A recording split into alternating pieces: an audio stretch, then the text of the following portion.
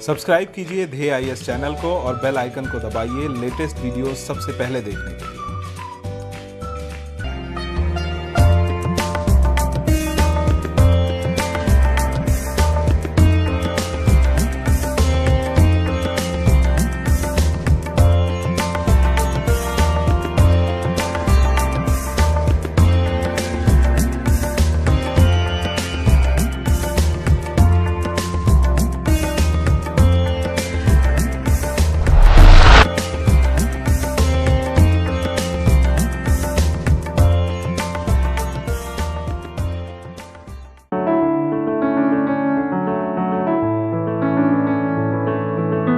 परिवर्तन प्रकृति का नियम है।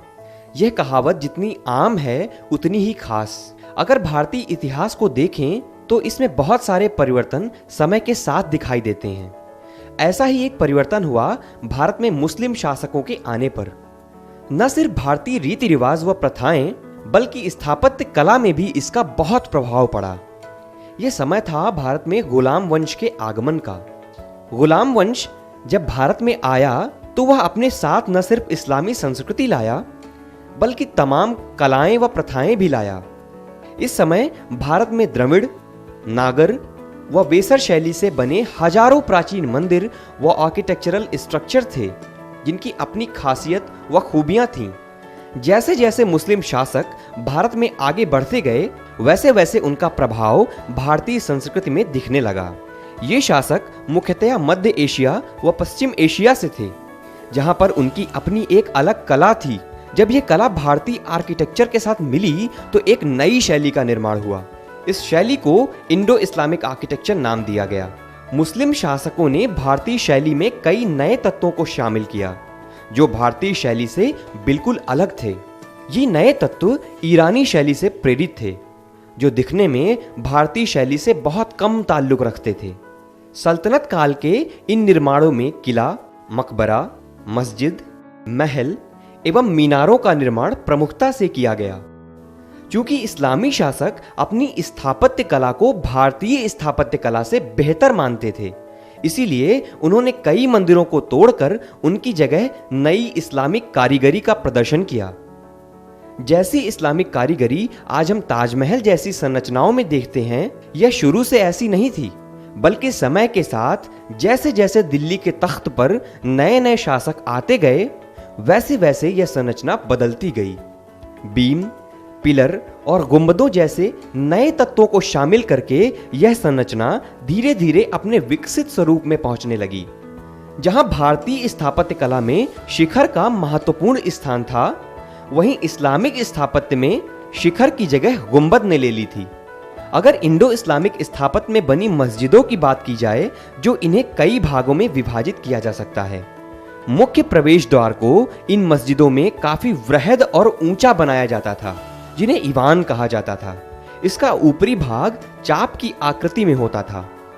मुख्य द्वार में प्रवेश करने के बाद जो नया स्थान आता था वह होता था कोर्टयार्ड यानी आंगन का, जिसके बीचों बीच पानी का एक कुंड बनाया जाता था।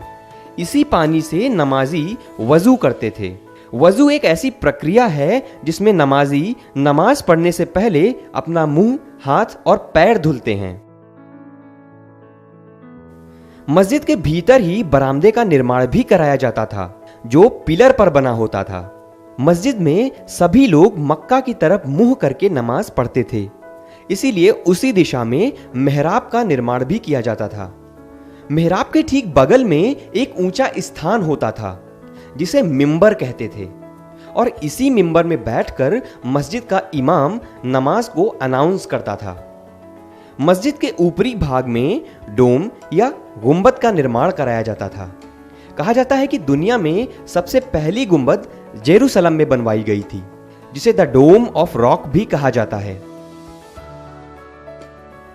शुरुआती चरण में तो मस्जिदों के ऊपर सिर्फ एक ही गुंबद का निर्माण किया जाता था, पर जब यह कला अपने विकसित रूप में पहुंची तो डबल डोम या दोहरी गुंबद का कॉन्सेप्ट भी प्रचलित हो गया।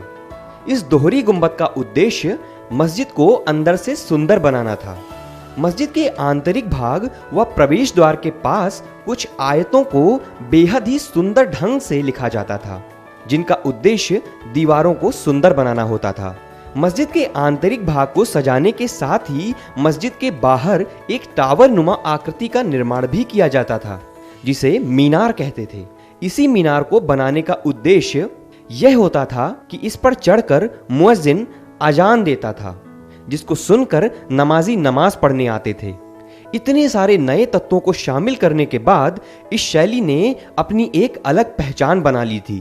चूना पत्थर और संगमरमर को तराश कर व विशेष प्रकार के सीमेंट का प्रयोग करके यह कला लगभग 700 वर्षों तक भारत में चलती रही।